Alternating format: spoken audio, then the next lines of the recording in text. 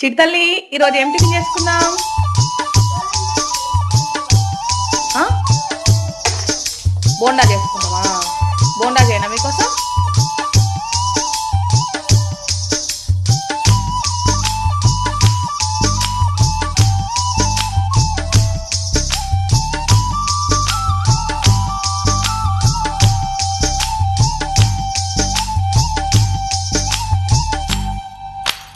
నెల్లూరి నెరజానా నే కుంకుమల్లె మారిపోనా నువ్వు స్నానమాడ పసుపులాగా నన్ను కొంచెం పూసుకోవే